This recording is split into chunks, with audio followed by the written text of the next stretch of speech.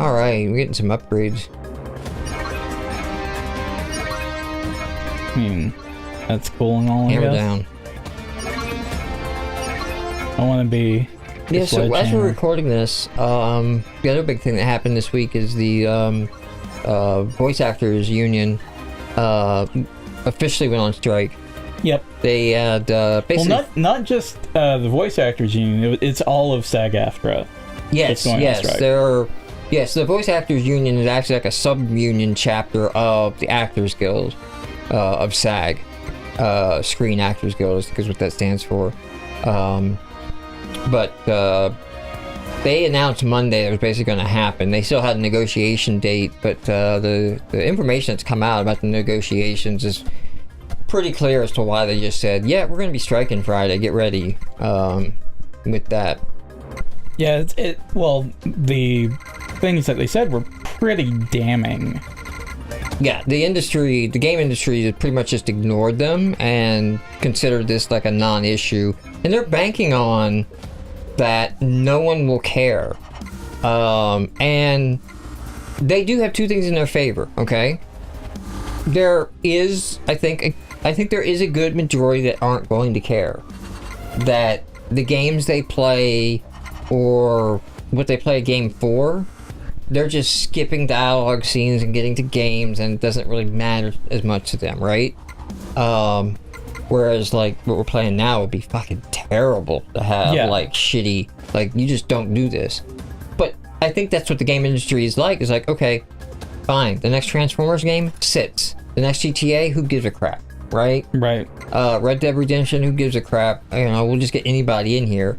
And I don't think anybody in there is going to cut it, but, you know? No, again, this has been the thing I've been banging the drum on Twitter about. We know what it's like when you just grab any fucking actor off the street. Yes, it's gonna be terrible. It's fucking Mega Man 8, Dr. Wily, and I don't know why Dr. Light suddenly became Elmer Fudd. It's and this not even just like the terrible accents and reading and stuff like that, just the stilted delivery.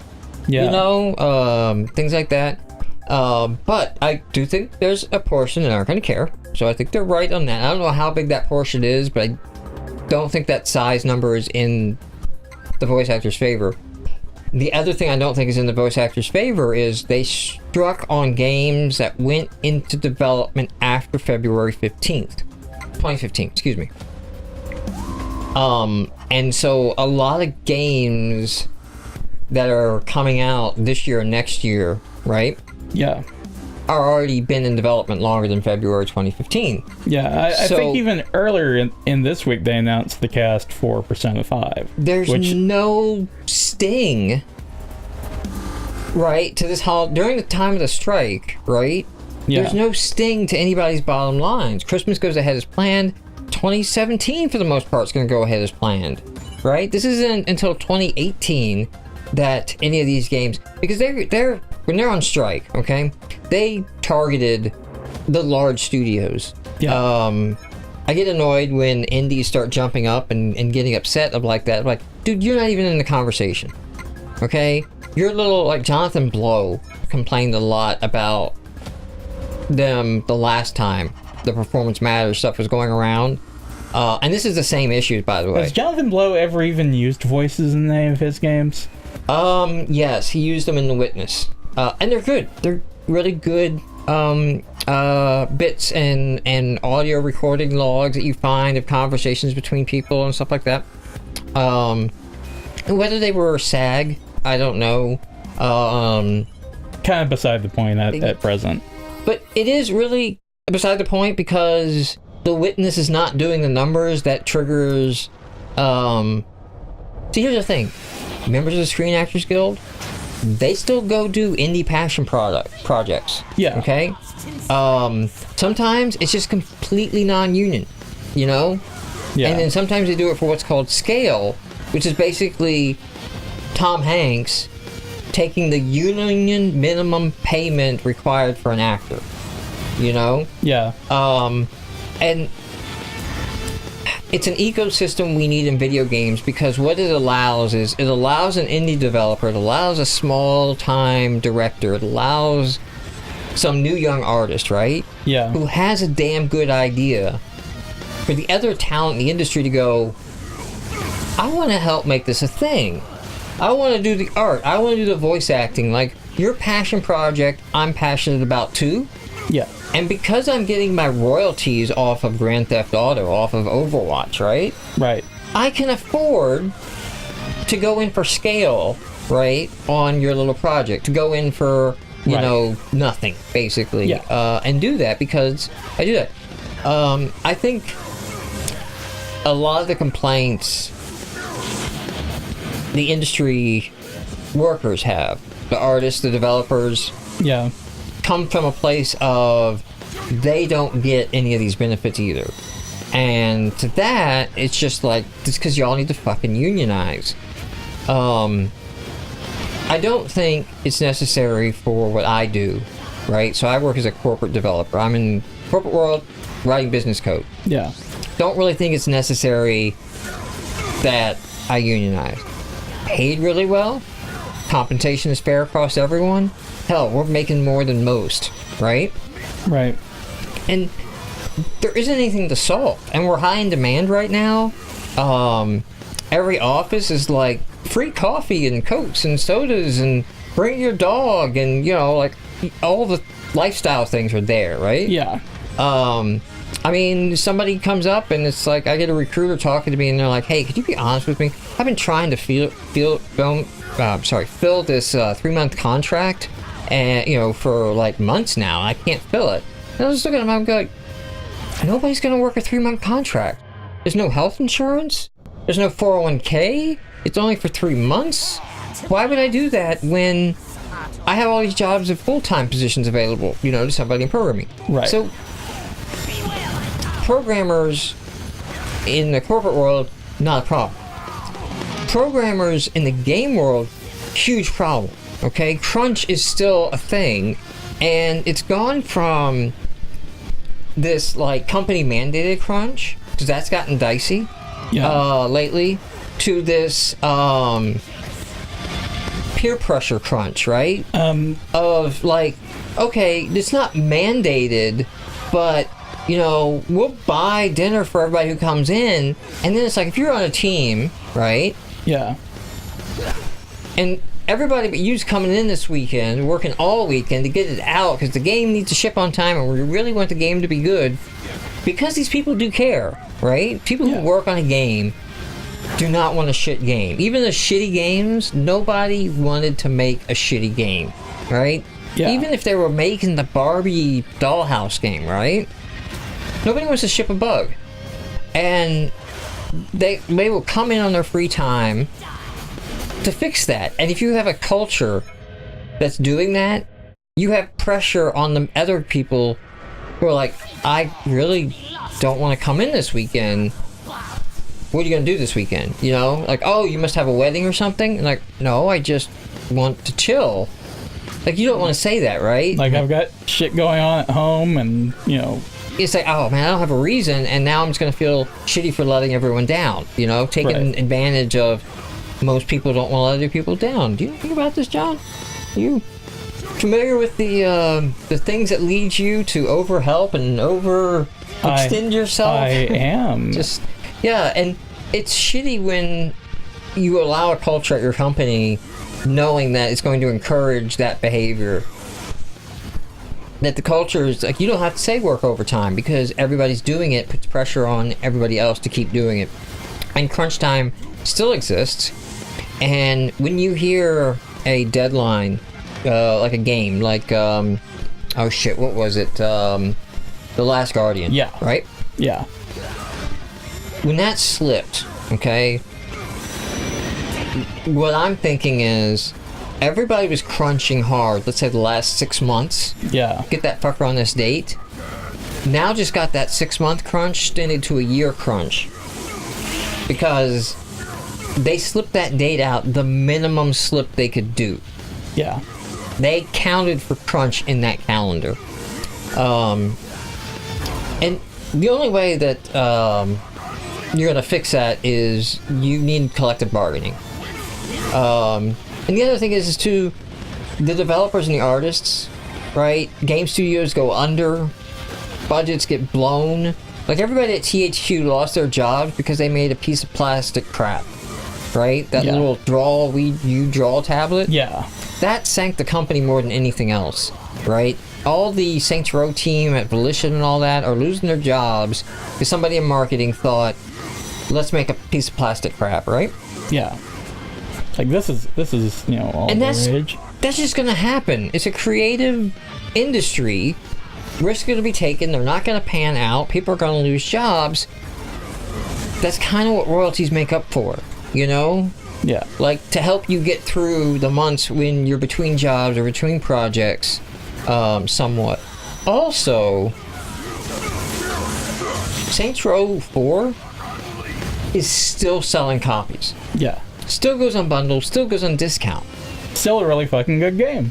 Still generating revenue for someone. And that someone ends up, like you said, being the Bobby Kotick's and being the CEOs, giving it and sharing it to no one who worked on the game. You just want to go in and buy the IP, you can get that revenue stream now. Yeah. And none of the artists who made that get any royalties from its continued success. Whereas in television, you do a sitcom goes into syndication, you immediately get residual. Yes. On that. So if the game industry is going to want to get to that point, they're going to have to unionize because it's not going to be something the Bobby Kotick's are going to just give up. They're not just going to say one day, hey, we thought about this and we think it'd be really cool if we gave you our money. It's not how it works. And I don't buy the argument that it's like communist or something. I actually think it's the most capitalist solution of the systems. It's like it's collective bargaining. You know, it's figuring out the union's going to go in and argue with the company, and that's your market determining what the fair wage is. You know, right? What somebody's work is worth. If you don't do that in a collective sense, one side has all the power in that negotiation.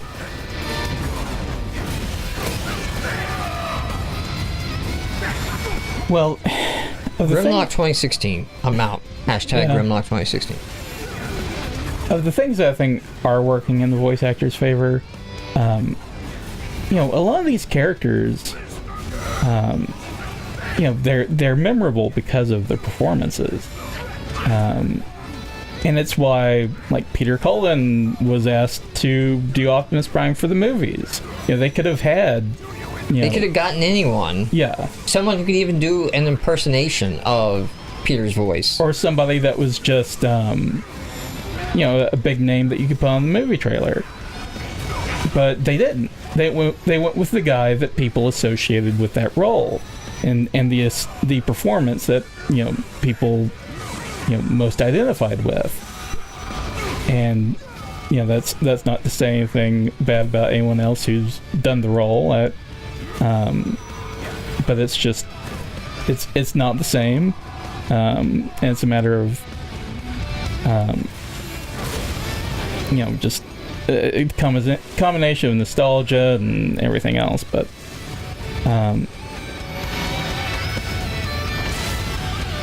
I don't think that they'll be able... I don't think that game companies will be able to ignore this for long, especially the smaller ones. And of course, I think the smaller ones are probably the ones that,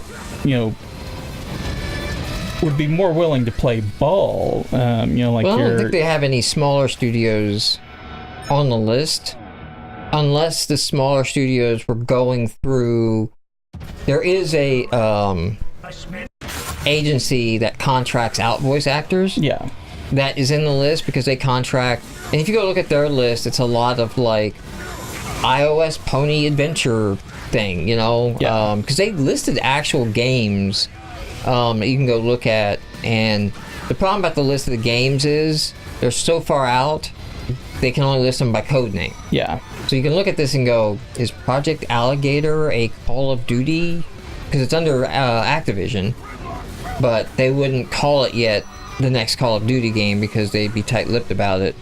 Although everybody knows it's coming, so you could just fucking yeah, call that's the it, thing. You know it's coming. Call of Duty 2017. Now that's the one that could hurt. Okay, that is a big one that could hurt because Call of Duty has become an annualized franchise. Yes. They need to keep that rhythm.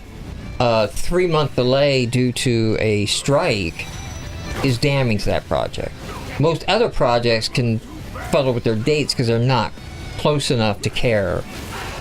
Yeah. I kind of wish they would have fully stopped work. I wouldn't mind, honestly. I would be okay with Overwatch updates have to stop. Like, we were going to do something for Christmas, we can't now. Yeah. Because we can't bring in the voice actors to record the lines for the Christmas stuff. Yeah. And that would really be one of the places where they can make the most gains, because if there is a current day, currently popular game argument to be made for performance that the voice matters, actors are really contributing to the popularity of. Yeah, it's definitely Overwatch. Yes. They the characters and their voice lines, they are quoted ad nauseum, including on this show. Yes. We're all about that Kiliba, but I typed up several times today versions of tweets, but I never sent one that basically were some kind of like, come on, play Overwatch, you are better than this. Yeah. Because most people don't connect Blizzard with Activision, even though they are the same company now. They don't make that connection in their heads because Activision is terrible and Blizzard we love. Yes. But it's like, nope, they are. Blizzard gets a pass from people for some of the weirdest shit. And here's the thing, like, I love Overwatch, but I will be the first person to tell you Blizzard has done some really fucked up shit. And and Bobby Kotick is like, just do a little internet research on that dude. He is not the dude whose corner you want to be in on this issue. I'm trying to remember. I think it was Peter Moore, which was EA. Yeah. He went on to become like the CEO of Unity.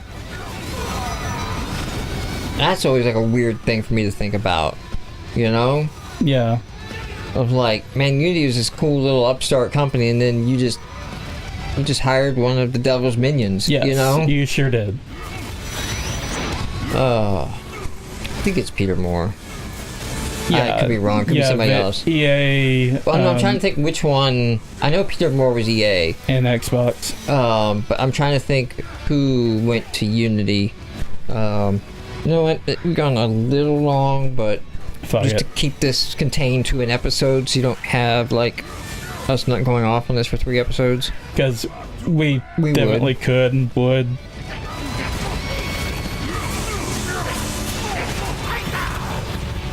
Because I'm afraid it's Bobby Kotick. No. But it's just as bad. Who is it? John Riccatello. Oh, God. Yes. See, I knew I purged that memory.